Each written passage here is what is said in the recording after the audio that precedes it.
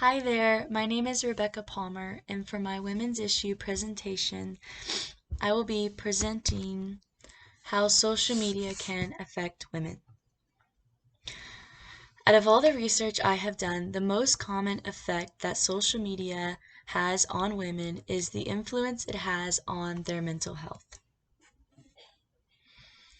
The addiction people have with social media used to be the same addiction people had with watching TV, listening to the radio, or flipping through magazines. But now, social media is bigger than ever. Studies show social media affects women's mental health higher than men. Ages 18 to 24-year-olds is the common age group active on social media. Women tend to compare themselves to everything they see on social media, and in doing so, this affects the individual's mental health, making them feel like they are not good enough or they could be better at what they are doing. This comparison has gone as far as suicidal thoughts or actions because of not feeling good enough, when in reality, the people we see on social media are not as perfect as they seem. A Center for Mental Health found that the top 3 cases on university campuses are anxiety, depression, and stress. These three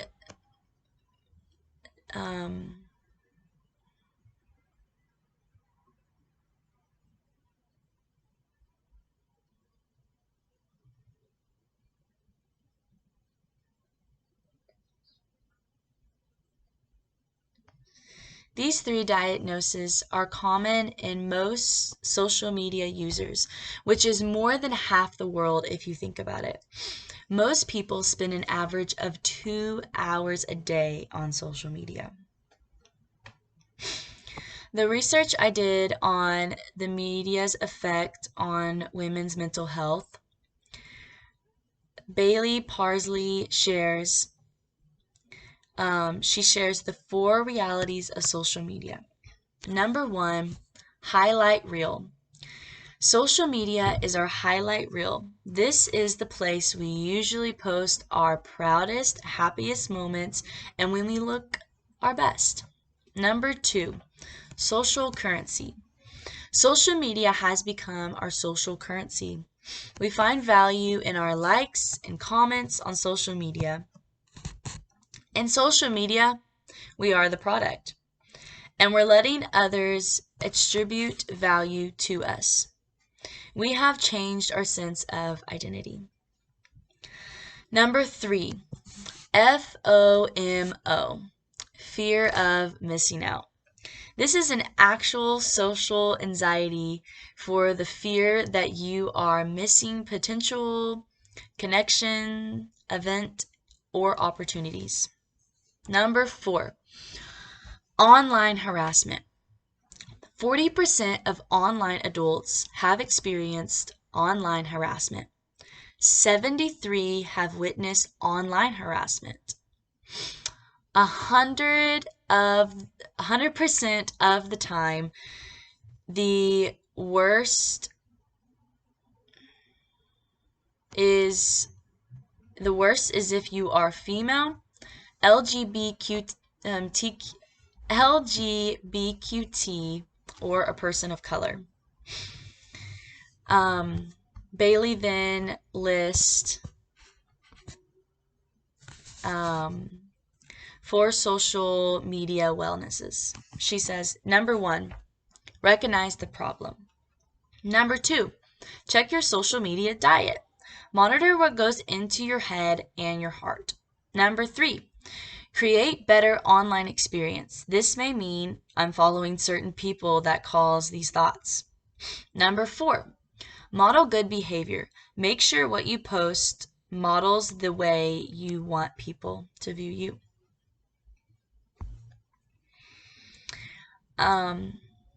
The second most common effect that social media has on women is body image. In the research I did, on how social media has affected women's body image, I have found Instagram being the highest platform of media affecting women's body image issues. Excuse me. Due to the fact Instagram is designed for people to share pictures with captions. Women tend to compare themselves to the images they see on Instagram. And this is causing anxiety, depression, loneliness, and body image issues in young women. Parents used to be concerned about body images with little girls comparing themselves to Barbie dolls. But do parents realize that young girls are now comparing themselves to the pictures they see on social media? 72% of teens are on Instagram, and 68% of the 1 billion users of Instagram are women. Simpson says Instagram, more than any other social media platform, is negatively affecting our mental health. In the research I did on social media and its effect on women's body image issues, the Simpson sisters share two important stating the amount of time spent on social media matters. Number 2, teenage girls are more negatively affected than teenage boys. The third most common effect social media has on women in their relationships,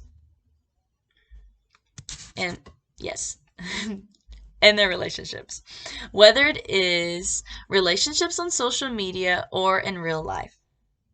And trust me, there is a difference. This TED Talk discussed the differences between friendships on social media and the reality of real friendships. Her main topic was discussing streaks on Snapchat. She says, if you lose your streak, you lose your friendship. And honestly, the sad truth of this is that I have personally felt like I would be offending a friend if I did not send them a streak back, or we wouldn't be as close of friends if I allowed our streak to end. When I finally was bold enough to explain to these friends that I felt like Snapchat streaks were pointless, it was almost like a breath of fresh air that they were gone. One less thing to worry about doing every day. I would be afraid to tell a person that I no longer wanted to have a streak with them because of how high our streak was. If you guys don't know what Snapchat streaks are, basically you send a picture with a message on it every single day, and if you wait longer than 24 hours, your streak will die. So basically, you send a picture every single day, and it counts all the times that you send the streak that one day. And so you can get as high as you want on streaks, and the app counts it for you. But you have to send a picture every day, and if you don't, then you lose your streak. How ridiculous.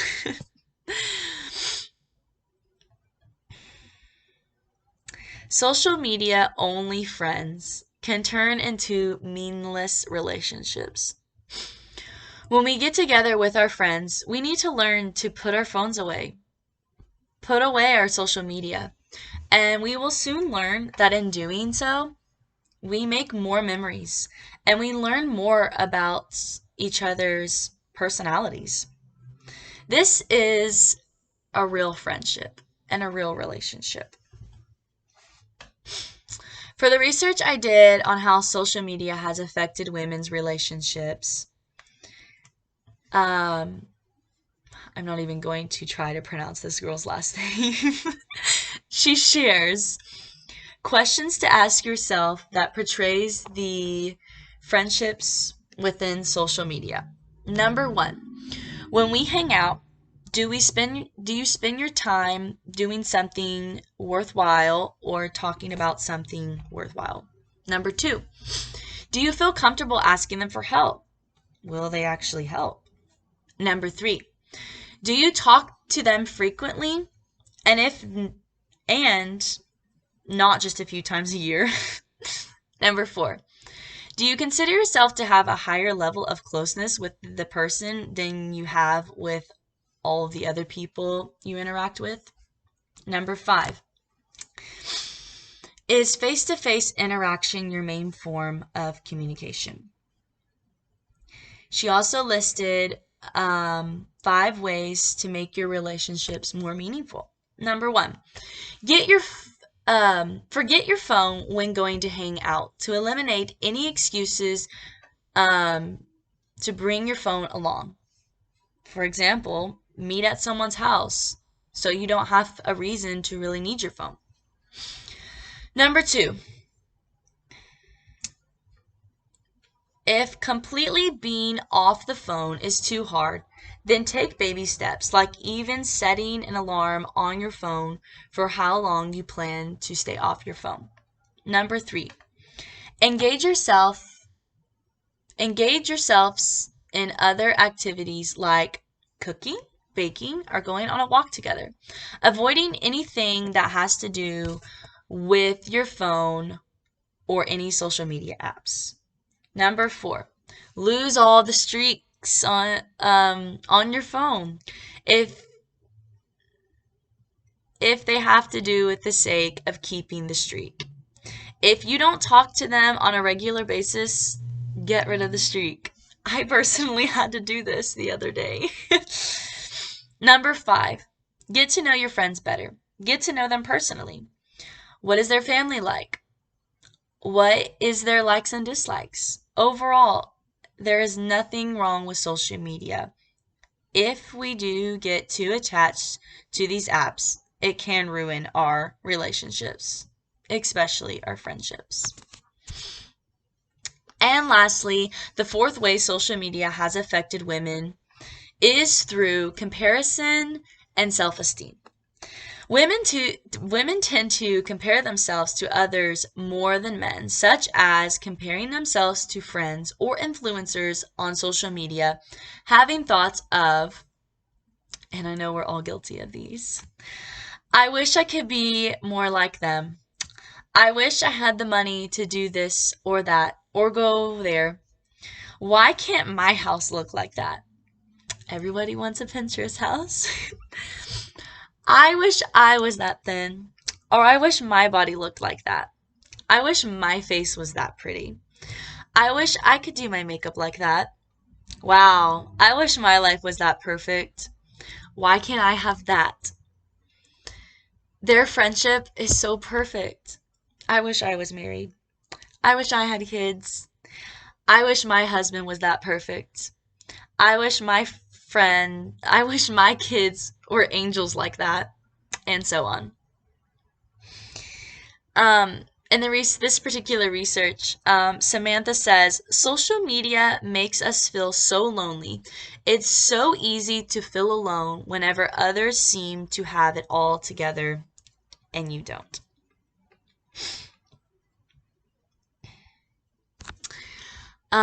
We all deal with our own struggles and comparison and self-esteem issues as women.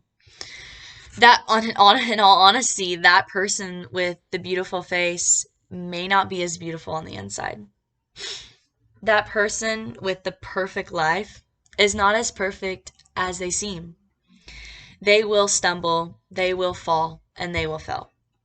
Those perfect social media relationships have their own problems behind the camera. And the picture perfect families or children, well, their kids are disobedient. And those families face their own battles. Samantha says, you are not defined by the amount of likes or comments on your social media. Social media is not real, and no way could a single account on a social media website capture the entire brilliant personality of a single human being. I honestly love that quote. It's perfect. So, the reality of social media is that everyone makes mistakes. Nobody's perfect. We are all sinners, and we should not compare ourselves to others. When it comes down to it, we all are quite the same. Everyone has their low days. Everyone deals with self-worth, and truthfully, the only opinion that should matter to us is the way that God views us. He is the one we should be seeking to please. Are we living our lives in a way that pleases the Lord? Are we living our everyday for Him? Or are we scrolling through social media comparing ourselves to people that we may not even know? Social media is honestly neither a good thing or a bad thing. In fact, social media can be very fun and entertaining. It's a good way to express ourselves, to tell stories, to communicate, to stay in touch with family and friends, to share ideas, and to keep up with events. It has brought people all over the world together. But everyone has a dark side, and frankly, it is easier to shame people by cyberbullying through a comment, a tweet, a status, a message, instead of saying it to a person's face.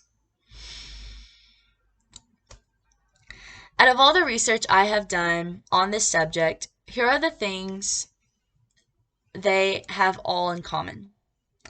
Social media portrays women in an awful way, such as sexualizing them. Social media is addicting.